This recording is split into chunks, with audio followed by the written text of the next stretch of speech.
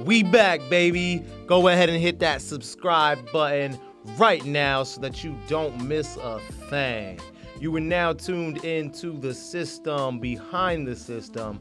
Welcome back to the DaVinci podcast. And on today's episode, we're going to be discussing one of my favorite topics, and that is the topic of precision. Being on point, being sharp and accurate. Something that's precise is something that has been architected. It's been refined. It's been removed of all of its unnecessary details to its best form.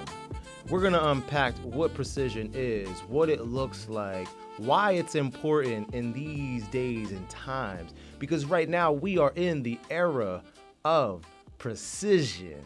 Let's get started. So before we jump into this topic, the first thing we need to cover is, what is precision? What does precision actually mean? Well, Oxford Dictionary describes precision as the quality, condition, or fact of being exact and accurate. Pretty simple, right?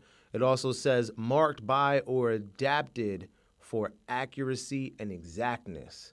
I like that one. Adapted for accuracy and exactness. And then the technical definition, refinement in a measurement, calculation, or specification, especially as represented by the number of digits given. I like that one too. Preferably adapted for accuracy. That's probably the one that I like the most. The DaVinci definition of precision is when everything unnecessary has been removed from a thing to where the only thing that's left is the most refined version. That's my definition of precision. To me, that's as precise as it's gonna get for that moment, you know? Yeah, as time goes along, new technology comes out, new ways of looking at things, new science develops, and we find better ways to make something more precise and refine it even further. But up until this moment, if this was everything that we could remove to refine it to its fullest, it's as precise as it's going to get. The future doesn't belong to the strongest.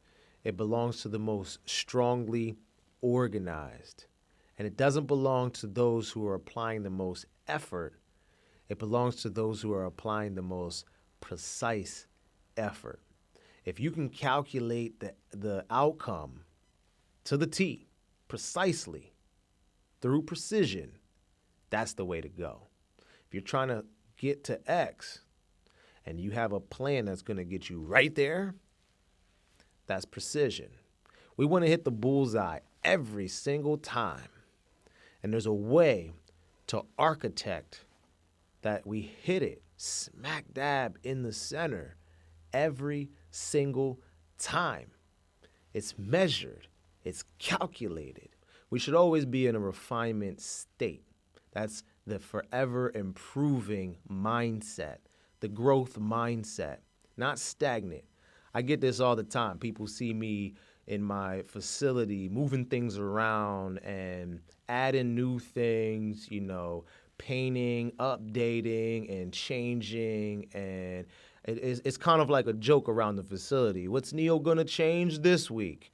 But the truth is I'm always refining and making our facility better, making our services more precise, the system behind everything that we do, making it more accurate so that we can provide the best service possible. And my clients, they make fun of it, but they know what I'm doing. I'm trying to enhance everything that's going on in here for their benefit. We should always be in a growth mindset. We should always be in a building, refining, improving mode. Something that we used to do a year ago, that we're still doing today, there may be a lot of easy, low-hanging fruit room for precision, for us to help make our system behind that better to our benefit. So evaluate some of those things, right? How can we update what we're doing and what we've been doing for so long, just to make our lives a little bit better? And one of the newest ways to do that these days is artificial intelligence. If you're not using artificial intelligence, jump on that right away. That is a way you can easily start refining some of the things in your life and making things more precise for yourself. Because what happens when things are more precise? You get more out of it. You get more benefit from it. You move faster. You're more on point. And we all like being on point, right? No one will tell you that if they're throwing darts that they're trying to hit off the board. No, everyone's trying to throw at the bullseye. Smack dab on the money. That's what we aim for every single time. Even when you're, bowling, like you're trying to hit the pins right in the middle so it knocks all the pins down. No one's trying to go for the gutter ball. So we all want to have precision in our lives. So as a standard, precision is rising. And in 2026 and beyond, I see this becoming more and more and more important. To be honest with you, it's always been important. If you look back thousands and thousands and thousands of years, you look at the tools that we had, they weren't as refined. They weren't as sharp. Just look at the blades we had. They were very dull, to where now the blades we have are sharp. They're precise. You take one of those blades, one of the first, renditions of a knife back in caveman days, and you try to slice through a potato, it's going to take you some work to use that tool. It's definitely going to save you time compared to other tools that you could use. But the knives that we have today, you slice right through that thing, and it's saving you time. It's saving you effort, energy. You get more done. Like, that's what precision looks like. And so precision has always been a thing. It's always been in. The thing that I like most about precision is that it helps me predict the outcomes. If we're talking numbers, geometry, and measurements, we're simply talking math. And math is a math equation. If I have this on the input, and then on the other side, the equal sign, I have this on the output. If we can make the input more precise, we can almost predict more finely the outcome. That's what I like about precision, because I like to be able to say, all right, if I want to reach this outcome, how do I architect a precise formula that helps me reach that outcome spot on, like bullseye, dead center. Precision is nothing more than just sharpening the axe. If you could swing once at the tree and it falls, that's the way to go. You don't want to be sitting there swinging the axe all day long. You probably get a good workout out of it. No, don't get me wrong. But why not cut down 50 trees in the same amount of time? You still will get a good workout. But if you're swinging that axe at one tree in the same spot, and it's a dull axe, that's not precision-based execution. It's just execution. And so I've learned that you want to sharpen that axe before you swing. I definitely ain't trying to sit there and just swing at a tree all day long. You know what I'm saying? I'd rather sit there and sharpen the axe, swing once, boom, done, we out of here, right? I remember back in the day when I first, this is when I was 15, when I first got into, being creative and putting out my artwork, I used to rush it because I wanted the final product so bad. So I rushed it. I jumped right into it. I just started swinging the axe. And what I put out wasn't as refined. It wasn't as precise as it could have been. I didn't refine it to the very essence and highest value state. I was just so excited to get it done, so I swung the axe, got something done, and boom, and then that was my art. That's what I created. As I got older, there's times I would look at that stuff and go back and be like, dang, if I could just change this, and man, I noticed that, and like I never went through the refinement process before I put it out, and I learned from it because it was like, dang, it's already out. I already gave it to the person, sold the product or whatever, and like it's done. It taught me to be more precise before delivering the product, and after doing that so many times, now I don't put anything out unless it's fully precise. The DaVinci definition, everything removed until there's no other refinement that can be made. I do that in everything I do now. You can apply it to everything in life. When you look at the businesses that are out there that are doing the best, they're built on precision. You can have two companies in the same industry that sell the same product, and the one that is more precise in their operations are going to make more money, they're going to develop a better product, and they're going to have more customers over time. It's just inevitable. The reason for that is because if you just look at the operation side, so say you're selling oranges, and first, what's the first step? Where am I getting orange seeds from? Right? And then after you get the orange seeds, you're going to need to know where you're going to plant them. What ground are you going to plant them in? Can they survive in this environment? You got to do a little research. What do I feed orange plants? How long does it take an orange seed to grow? How long and how wide do I need the land to be to fit X amount of trees? If the outcome is, and here's where it becomes a calculation that can be measured and made precise, right? If the outcome is I want to gross, 5,000 off of oranges in this season. $5,000 gross off of oranges this season.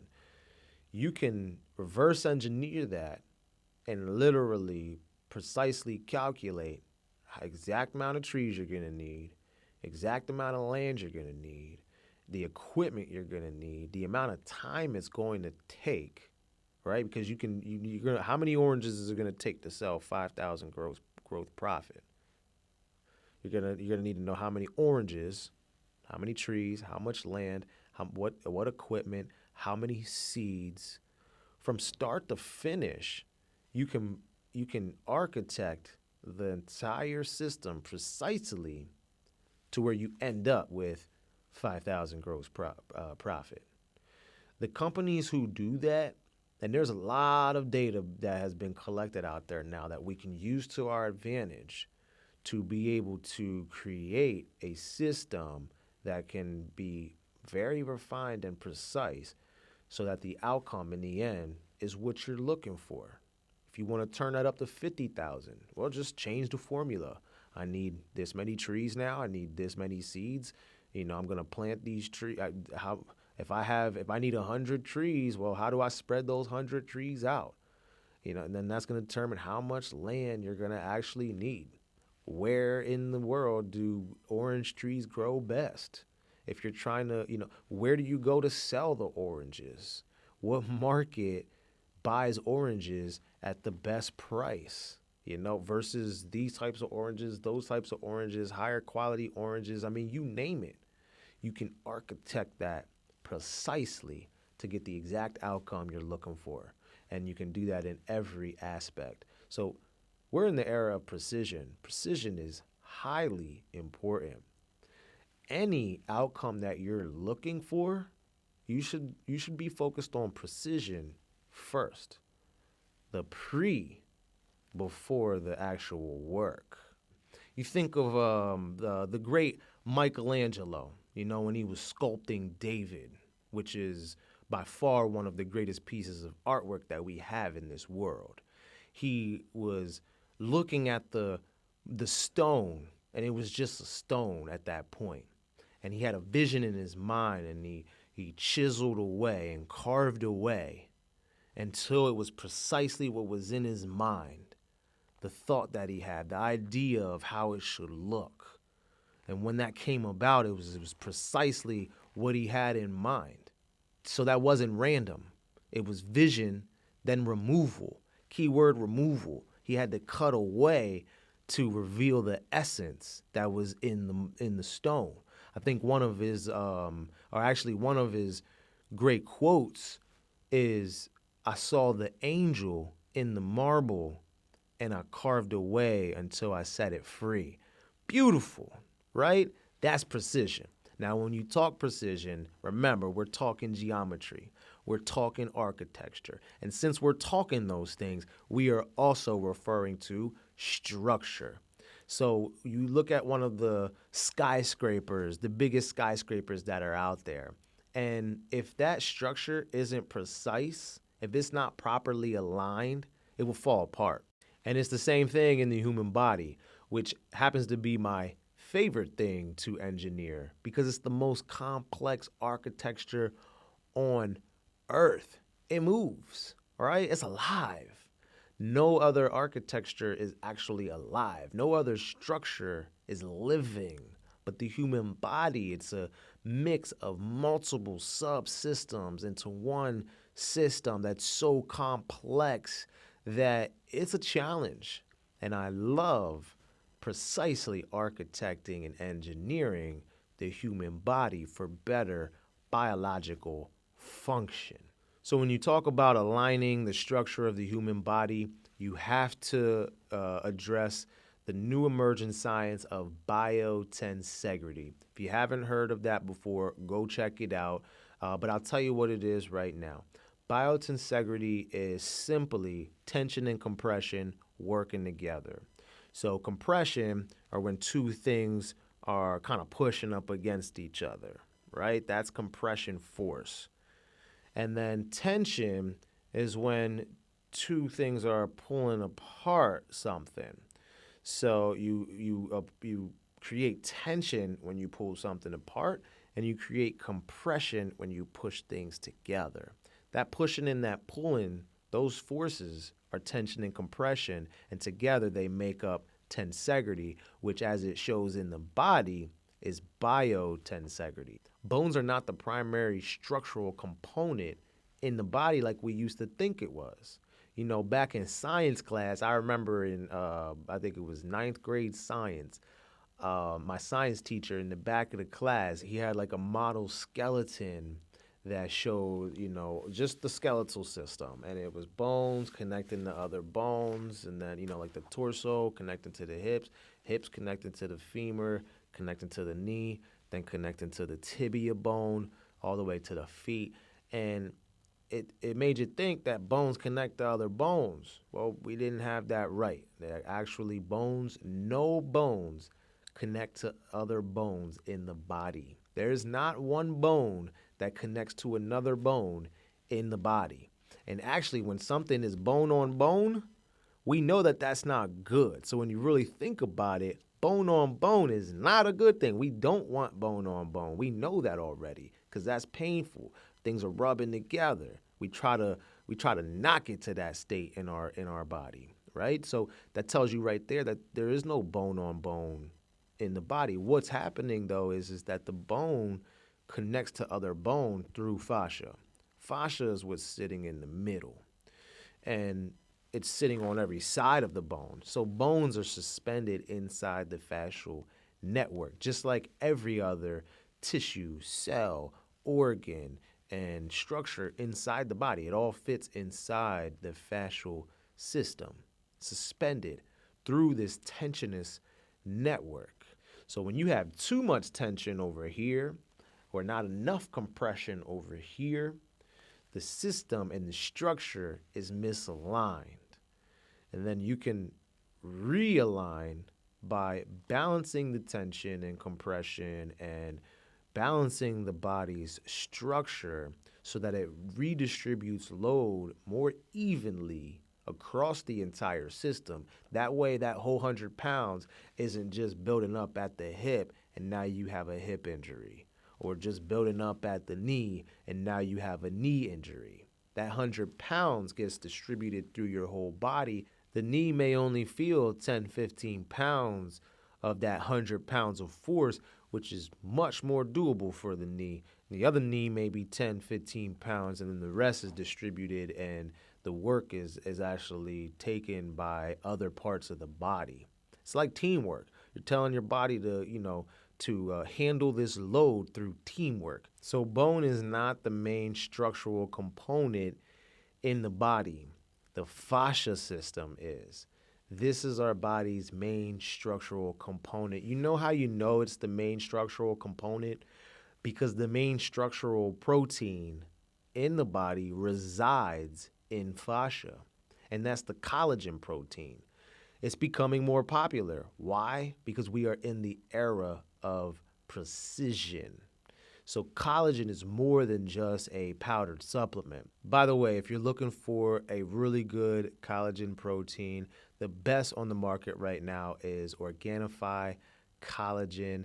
They have 4 different sources that they derive their collagen from, not just marine collagen, but bovine collagen, as well as chicken collagen and eggshell collagen, which eggshell being one of the best, marine collagen being one of the best. They also have multiple types of collagen protein in their supplement, so you're getting a variety with their supplement. And I know that everything they put out is of the highest quality. So go to their website, OrganifiShop.com, pick up their collagen protein, and at checkout, use discount code DaVinci, and they'll hook you up with 20% off. Tell them I sent you. But anyways, collagen is not a supplement that you take and improve your hair, skin, and nails. It's actually the structural protein in the body. And when you look at where collagen is, it's in fascia. Most of the collagen protein that is in our body is in fascia tissue. So what does that tell you? If that's the main structural protein, the protein that is responsible for most of our structure, and most of it is in fascia, fascia is the structural system of the body. So in the body, when precision is off, alignment is off. When alignment is off, the structure is off. And when the structure is off, the outputs are also off. This makes me think of a client that I have who's been with me for about a year now. And throughout the first 6 months, I heavily trained his posture. He came to me first, when I first met him, he had a pretty severe, what we call kyphosis, which is a curvature of the spine. And a lot of people, because we do a lot of sitting, that's kind of where we're heading, is that forward curvature of the spine. And so in the first 6 months, I heavily worked on his structure. Got him standing taller, and you noticeably seen it. When we did bench presses, he wasn't able to fully lay his head back. But I remember the day when I was like, all right, let's do, and I had to do some workarounds until then for him. And as I was rebuilding his posture for him, I remember the day when I gave him the dumbbells. I was like, all right, we're going to do some bench presses. He laid back. He went all the way flat, shoulders, back, lower back, and head flat against the bench. And you should have saw the look on his face. It shocked him because he didn't believe he'd ever get to that point. He's in his 60s. And I remember it was a bright look on his face. He was very happy. And I'm like, yo, man, you're laying all the way back now. I was hyped too. So he hits his set and he gets up and he's looking in the mirror and he was like, you know what, dang, my posture has changed. And, people were telling him that he's looking better. And, that obviously, felt good, but he didn't really lose a whole lot of weight. And we didn't pack on a whole bunch of muscle. That wasn't really his goal. He told me when he came in, he wanted to be healthy and he wanted to live longer and extend his lifespan. And so one of the biggest things I noticed was we needed to work on his posture, on the structure of his body. And so I helped him realign that the upper back kyphosis that he had, and he was noticeably looking better. And I told him, I'm like, look, man, this is the biggest thing we worked on. So if people are telling you look better, it's probably because of that. And when you look at it, right? When someone's like this versus like this, they're more confident. They come off as definitely more sure of themselves. They feel better about themselves, and it just looks more youthful. So he was noticeably looking better as I made his structure more precise. As I helped improve his posture, people started commenting on the way he was looking, and it didn't have to do with packing on tons of muscle or losing some body fat. It came through him making his structure more precise, and so like precision is sexy. When you look at the things that are more precise, they are more appealing to the eye. That's scientific. There's a reason why when you see something that is geometrically aligned, that is just more pleasing to look at. Your nervous system is actually looking for things that are symmetrical and precise because that's efficiency. It registers that automatically and it likes precision. It likes when things are aligned and we just notice them first when things are geometrically sound. They actually did a study where they were holding up two pictures to someone. One was more geometrically measured, precise, and the other was just kind of put together. It wasn't as sharp. And they were asking the person or the people that they did the study on, which one looks better to you? And almost every time they picked the one that was more geometrically precise. And so the person revealed that their eyes just gravitated towards the one that was more precise. And there's even a song, "The Women Go Crazy for a Sharp Dressed Man," right?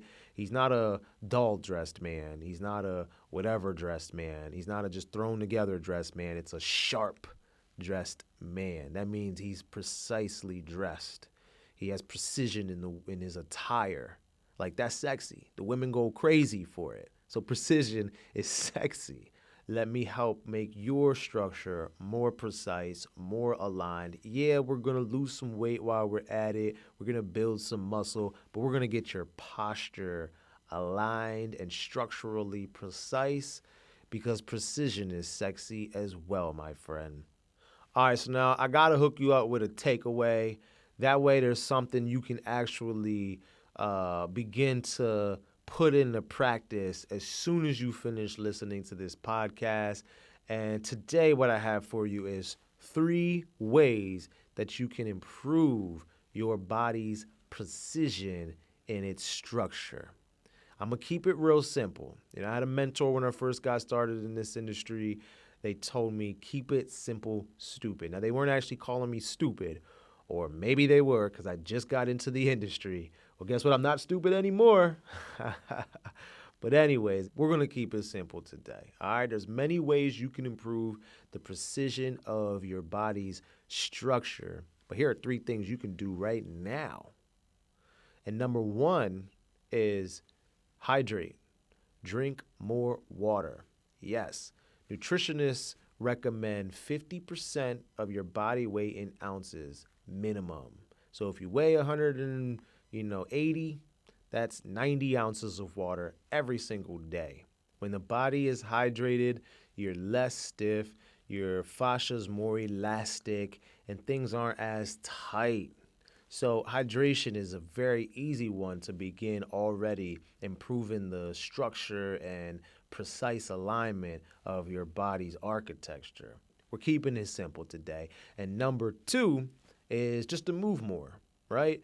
You don't got to make that more than what it really needs to be. Just get up and move more often, whether it's for about 60 seconds or 2 minutes or something, or maybe go on a whole 20-minute walk, right? Whatever you can manage throughout the day, switch it up, all right? And if you want something a little more engineered and tailored so you get the most out of the movement that you're doing, the time you're spending on movement, you know who to come see. Message me at neo@davinciengineered.com if you're interested in a DaVinci engineered program, and we will hook you up. So that's number 2. Just move a little bit more. but don't make it harder than it needs to be. All right. And number 3 is eat less inflammatory foods. Inflammation causes disruption in fascia and in our body's structure. And an example of an ultra processed food, hands down, number 1 is vegetable oil and vegetable oils. So there's also cottonseed oil, safflower, sunflower oil, canola oil. There's different, a bunch of different kinds. But if you lowered vegetable oils across the board, you'd go a long way in reducing the inflammatory response in the body. Thank you for tuning in to another episode of the DaVinci podcast, the system behind the system, where we talk many different things. Today we spoke about precision and how we are now in an era of precision where things are more exact, more precise, more aligned, more data driven, especially with the use of AI and just all the information that we have available at our fingertips. Precision is being demanded. And if we're not providing precision based on all this data and information we have out here, somebody is.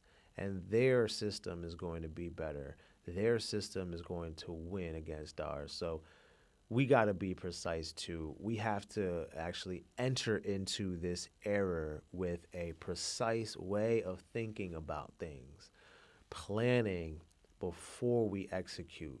If you fail to plan, you plan to fail.